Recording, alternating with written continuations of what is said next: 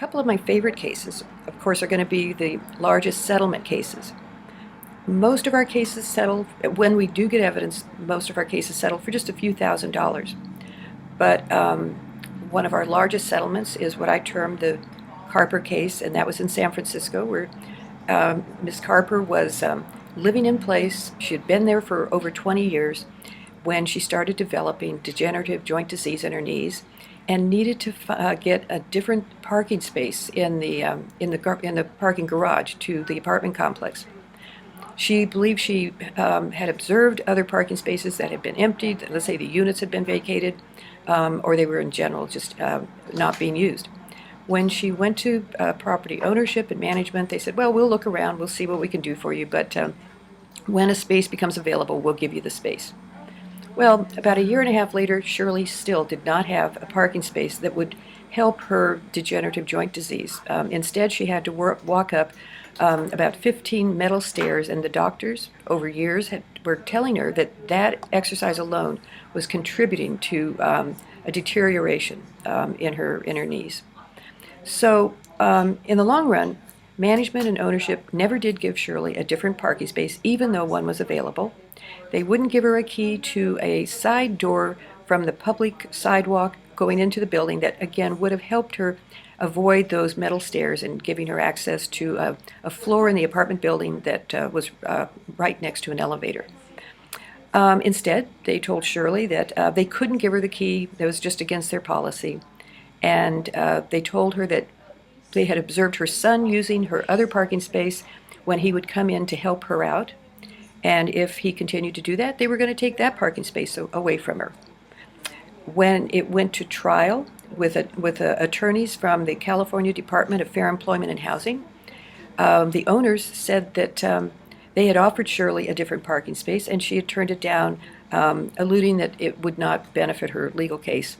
And the state of California then proved that the owners had never offered her a different parking space because none was available, no tenant was giving one up, and that's because they interviewed the tenant in the unit. The owners said that they had offered her the space. So that case settled for $1 million. That's one of the reasons it's one of my favorite cases, because the owners were really bad actors.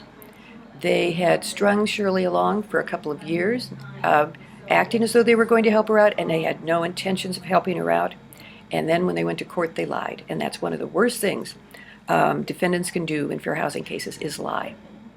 Another case that's kind of my favorite, and it's more the extreme cases that kind of come to mind because they aren't the run-of-the-mill cases. So the other one that comes to my mind is in Fremont, and it's where property management told the tenant who was requesting permission to have her companion cat, and management responded saying, we know the law, we know we can't deny your request for a reasonable accommodation, but we can require that you keep your companion cat in a cage at all times.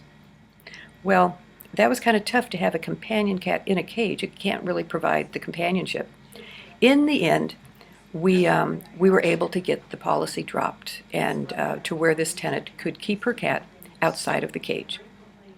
Familial status, our second category, protected category that we get the most complaints on, families with children.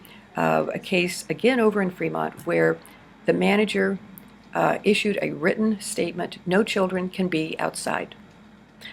It was not a policy of no children can play outside without supervision, or no children can misbehave outside. It was no children can be outside. The manager had yelled at a mother and her young child while they walked to the laundry room, saying, what's that kid doing outside the unit?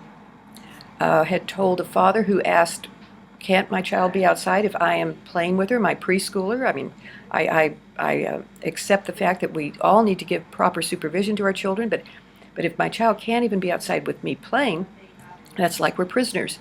And the manager said, you're right, you're like prisoners. That's the way it is. So in the end, the Department of Justice took that case and did resolve it for about $80,000, and that was compensation to those, I think, 7 Hispanic households who had been told that their children could not be outside at all. I think they had to run from their unit to the car if they were ever going to go anyplace.